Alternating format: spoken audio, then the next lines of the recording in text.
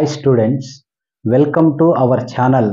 కొంతమంది స్టూడెంట్స్ చాలా బాగా చదువుతూ ఉంటారు, చాలా ఎక్కువ సబ్జెక్ట్ మీద పట్టు సాధిస్తూ ఉంటారు. అయినా కూడా అనుకున్నటువంటి మార్కులు అనేది ఎగ్జామ్లో తెచ్చుకోలేకపోతుంటారు. మార్కులు కానీ లేదా ర్యాంకుల్లో కానీ వాళ్ళు అనుకున్నంత తెచ్చుకోలేకపోవడానికి ప్రధానమైనటువంటి కారణం ఏమని అంటే ఎగ్జామ్ అంటే భయపడడం. ఈ ఎగ్జామ్ భయం అనేది ప్రతి ఒక్క స్టూడెంట్లోనూ సర్వసాధారణంగా ఉండడం జరుగుతుంది. ఈ ఎగ్జామ్ భయాన్ని ఎలా పోగొట్టుకోవాలి, తక్కువ సమయంలోనే ఎక్కువ సిలబస్ని ఎలా కవర్ చేయాలి, ఎక్కువ సిలబస్ని ఎలా నేర్చుకోవాలి అనే అంశం మనం అబ్జర్వ్ చేస్తే తక్కువ సమయంలో చాలామంది మరికొంతమంది విద్యార్థులు తక్కువ సమయంలోనే చదువుతూ ఎక్కువ మార్కులు అనేది కూడా ఎలా వచ్చాయనేసి మనం ఆశ్చర్యపోతూ ఉంటాం. అంటే దానికి కారణం ఏమంటే వాళ్ళకి ఈ ఎగ్జామ్ పైన ఒత్తిడి తక్కువగా ఉండవచ్చు. ఈ ఎగ్జామ్ మీద తక్కువ ఒత్తిడి ఉన్న వాళ్ళు చాలా సులభంగా మార్కులు తెచ్చుకోవడానికి అవకాశం అనేది ఉంటుంది. అయితే టోటల్ సిలబస్ని 2 రోజుల్లో ఎలా పూర్తిగా మనం సబ్జెక్ట్ మీద అవగాహన తెచ్చుకోవచ్చు, సబ్జెక్ట్ని ఎలా నేర్చుకోవచ్చు అనే విషయాన్ని నేను ఈ వీడియోలో మీకు చెప్తాను. బట్ ఈ వీడియో పూర్తిగా చూసిన తర్వాత నేను చెప్పేటువంటి స్టెప్స్ అన్ని మీరు స్టెప్స్ అంతా ఫాలో అయిన తర్వాత లేదా ఈ స్టెప్స్ అన్ని వినిన తర్వాత మీరు ఒక అభిప్రాయానికి వచ్చి దీని మీద మీ అభిప్రాయాన్ని వీడియోలో తెలపండి.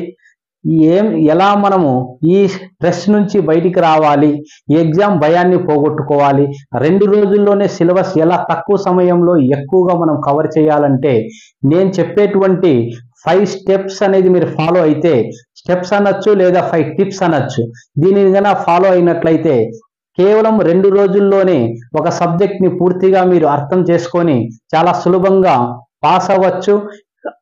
పాస్ అవడమే కాకుండా ఎక్కువ మార్కులు కూడా తెచ్చుకోవడానికి మీకు ఉపయోగపడచ్చు అనుకుంటున్నాను. ఫస్ట్ స్టెప్ ఏమరంటే బిలీవ్ అంటే నమ్మకం. ఈ నమ్మకం అనొచ్చు లేదా ఆత్మవిశ్వాసం అనొచ్చు. సో ఇక్కడ మనకి ఎప్పుడైతే మన పైన అంటే స్టూడెంట్ ఎప్పుడైతే నీకు నువ్వు నమ్ముతావో, ఎప్పుడైతే నీ పైన నీకు ఆత్మవిశ్వాసం కలుగుతుందో, నేను చదవగలను, నేను పాస్ అవ్వగలను, నేను ఖచ్చితంగా ఇది చేసి తీరగలను అని ఏ రోజైతే నువ్వు బిలీవ్ నీ పైన నీకు కలుగుతుందో ఆ రోజు ఎంత కష్టమైనటువంటి సబ్జెక్ట్నైనా చాలా సులభంగా నువ్వు నేర్చుకోవడానికి అవకాశం ఉంటుంది. నీ ఆత్మవిశ్వాసమే నీకు సగం విజయానికి ఫస్ట్ స్టెప్ అనేది చెప్పడం జరుగుతుంది. ఈ తర్వాత ఆత్మవిశ్వాసంతో పాటు నెక్స్ట్ స్టెప్ కావాల్సింది రివ్యూ అంటే ఏమరంటే టోటల్ సిలబస్. నువ్వు ఎగ్జామ్ రాయబోయేటువంటి సబ్జెక్టులు ఏవైతే ఉన్నాయో ఆ సబ్జెక్టుల మీద ఒక సబ్జెక్ట్ తీసుకుంటే ఎన్ని యూనిట్లు ఉన్నాయి, ఆ యూనిట్లలో ఏ యూనిట్ నుంచి ఎక్కువ వెయిటేజ్ మార్కులు వస్తున్నాయి, నీకు ఏ యూనిట్లు చాలా ఈజీగా ఉంది, ఏ యూనిట్లు నీకు చాలా కష్టంగా ఉంది అనే 2 భాగాలుగా విభజించుకొని మొదట నీకు ఈజీగా అనిపించేటువంటి చాప్టర్ని నువ్వు పూర్తిగా చదివి అందులో నుంచి ఏ క్వశ్చన్ వచ్చినా నువ్వు రాయగలిగేటట్టు చూస్తే ఫస్ట్ ఈజీ నువ్వు చదువుతున్నప్పుడు కష్టమైనటువంటి యూనిట్స్ కూడా నువ్వు చాలా సులభంగా నేర్చుకోగలుగుతావు, చాలా ఈజీగా సులభంగా నీకు అనిపిస్తుంది. కాబట్టి ఇది ఒక మార్గం. నెక్స్ట్ స్టెప్ 3 ఏమరంటే నోట్స్ లేదా మెటీరియల్ అనేది చెప్తాం. నువ్వు ఏ సబ్జెక్టుకైనా సరే చదివేటప్పుడు ఒకటే మెటీరియల్ వాడాలి. అంటే నువ్వు మెటీరియల్ వాడతావో, సారోలు చెప్పినటువంటి నోట్స్ని ఫాలో అవుతావో, లేదంటే నీ ఫ్రెండ్ ఇచ్చినటువంటి సలహా మేరకు జిరాక్స్ మెటీరియల్ వాడతావో, ఏదైనా వాడు, బట్ ఒకటి ఎంచుకో. నీకు ఏదైతే సులభంగా అర్థమయ్యే మెటీరియల్ ఉందో ఒక్కదానిని మాత్రమే నువ్వు ఫాలో అయినట్లయితే కన్ఫ్యూజన్ అనేది లేకుండా, కన్ఫ్యూజన్ అనేది రాకుండా ఖచ్చితంగా నువ్వు సులభంగా అర్థం చేసుకోవడానికి అవకాశం అనేది ఉంటుంది. కాబట్టి ఒక మెటీరియలే ఫాలో అవ్వడం అనేది ఉత్తమమైనటువంటి పద్ధతిగా చెప్పడం జరుగుతుంది. ఇంకా నెక్స్ట్ ఫోర్త్ స్టెప్ ఏమిటంటే ఎన్విరాన్మెంట్. సో ఎన్విరాన్మెంట్ అంటే వాతావరణం అంటాం.